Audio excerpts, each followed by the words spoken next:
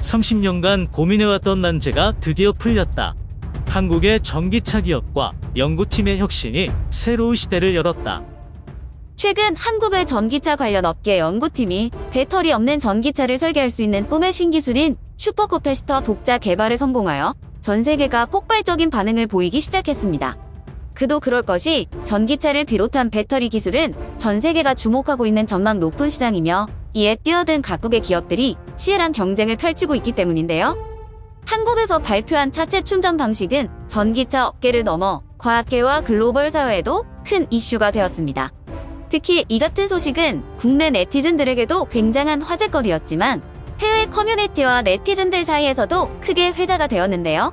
그 이유는 바로 중국의 전기차 시장 독과점 문제 때문이었습니다. 역대 최고가로 치닫는 원자재 가격, K배터리는 초비상 상황, 선두주자의 갑질은 이미 시작된 셈이다. 전 세계가 주목하고 있는 전망 높은 전기차 시장에서 연이은 급성장으로 콧대가 높아진 중국이 이번엔 배터리 시장까지 장악하려는 움직임을 보이고 있습니다. 전기차의 수요는 국내에서도 작년 대비 96%나 치솟는 등 폭발적으로 증가하고 있는데요. 글로벌 전기차의 경우 사상 처음으로 전기차 판매량이 디젤 차량 판매량을 앞지르며 한 해 동안 무려 301만 대를 돌파할 정도로 많이 팔렸다고 합니다. 산업계에서는 머지않은 미래에 디젤차는 대부분 사라지고 전기차가 그 자리를 대신할 것으로 전망하고 있는데요. 이러한 흐름에 따라 전기차의 필수 요소인 배터리 제조업 시장도 덩달아 핵심 산업으로 떠오르고 있는 중입니다. 각국의 배터리 제조 업체들은 오늘 이 순간에도 바쁘게 돌아가고 있다고 하는데요. 그 중에서도 가장 규모가 크고 바쁜 곳은 단연 중국의 공장들이라고 할 수 있습니다. 중국의 업체들은 내수 시장을 중심으로 키운 기술력을 바탕으로 몸집을 불린 뒤 안정성과 저렴한 가격이라는 경쟁력으로 세계 시장에 진출하기 시작하였는데요. 업계에 따르면 테슬라, 메르세데스 벤츠 등 네로라는 자동차 브랜드들이 중국으로부터 배터리 수주를 잇따라 요청하고 있는 상황이라고 합니다. 이에 중국 배터리 업체는 생산 규모를 점차 넓혀가며 해외 시장에 집중하는 모습을 보였고, 지난해에는 세계 배터리 시장 점유율 31.8%라는 역대급 판매 기록을 경신하기도 했습니다. 이는 한국의 LG에너지솔루션, SK온, 삼성 SDI의 합산 점유율을 압도할 기세였다고도 하는데요. 시간이 흐를수록 중국 배터리 기업들의 시장 점유율은 올라갔고, 이를 뒤집지 못한 한국의 기업들은 결국 갈수록 떨어지는 추세를 보였죠. 게다가 전기차 배터리의 필수 원료인 리튬, 코발트, 니켈 등 광물 공급망까지 중국이 장악하고 있어 전문가들은 지속적인 가격 갑질에 휘둘리려지도 있다 라고 보고 있는데요. 이미 중국의 광물 업체들은 남미, 호주 등에서 광물을 싸게 들여와 1차 가공을 거쳐 화합물로 만든 후 이 화합물의 가격을 대폭 올려 전 세계에 납품하고 있으며, 전기차 배터리의 핵심 소재인 흑연도 마찬가지로 중국이 전 세계 생산량의 약 70%를 차지하고 있는 실정입니다. 한국 역시 중국의 흑연 의존도가 큰 만큼 중국이 흑연 수출을 제한하거나 가격을 크게 올려버리면 업계는 그대로 치명상을 입게 될 수밖에 없는 상황이죠. 이런 가운데 중국의 주력 배터리 업체인 CATL은 사업에 박차를 가하기 위해 새로운 방식을 도입했는데요.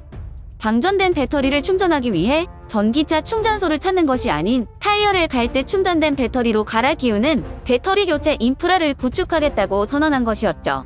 기존엔 전기차를 완충하는데 30분 걸렸다면 간단한 배터리 교체 방식으로 소요 시간을 대폭 줄일 수 있는 메리트를 앞세우며 업계의 점유율을 더욱 확보하겠다는 심산이었습니다. 한편 한국의 배터리 제조 업체들은 중국 의존도를 낮추기 위해 폐배터리를 재활용해 코발트, 니켈, 리튬 등을 회수하는 사업에 투자하고 있었는데요. LG에너지솔루션은 배터리 재활용 업체인 라이사이클에 총 900억 원을 투자했으며, SK이노베이션은 BMR 대전 환경과학연구원에 데모 공장을 짓는 등 고군분투했죠. 하지만 이런 노력들은 결국 손바닥으로 하늘을 가리려는 격이었고, 현실을 직시한 국내 업계들은 작심하고 제대로 된 반격을 펼치기로 합니다. 배터리로 중국이 갑질을 하려 한다면 아예 배터리가 필요 없게 만들면 어떨까? 발상의 전환을 시도한 국내 업계와 연구진은 인고의 시간을 투자하여 새로운 충전 방식 개발에 몰두하였고, 마침내 엄청난 물건을 만들어버렸습니다. 배터리 없이 본체에 많은 양의 전기를 저장했다가 쓸 수 있는 방식을 진짜로 개발해낸 것이죠. 그것은 바로 다기능성 탄소 나노튜브 섬유라는 기초 소재를 활용한 세계 최초 고강도 섬유형 슈퍼커패시터였습니다. 한국재료연구원 김태훈 박사팀과 인하대 양승재 교수팀이 개발한 슈퍼커패시터는 전기차 구동 방식에 완전히 새로운 패러다임을 제시했다는 평가를 받고 있는데요.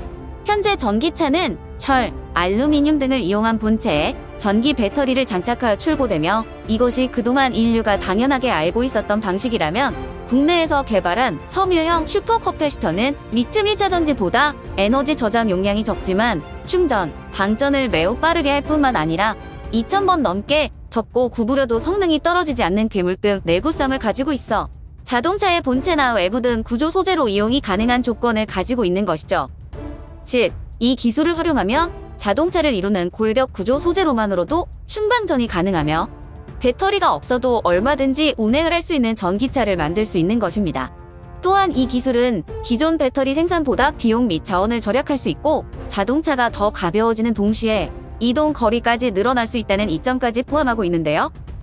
국제학술지 사이언스 어드밴스에 게재된 이번 연구 결과엔 전기차 업계뿐만 아니라 많은 학술 전문가들 또한 폭발적인 반응을 보였습니다. 그도 그럴 것이 이 탄소 나노튜브 섬유는 꿈의 물질로 불리며 차세대 신소재로 주목받아왔는데도 불구하고 실제 양산을 통해 제품에 적용하고 있는 기업은 전 세계에서 미국에 단 한 곳뿐이었기 때문이었죠. 탄소 나노튜브 섬유는 1991년 최초로 발견되어 사람들의 기대를 한몸에 받았고 여러 연구소에서 개발에 착수했지만 상용화하기엔 극복해야 할 기술적 난제가 너무 많았던 소재였는데요.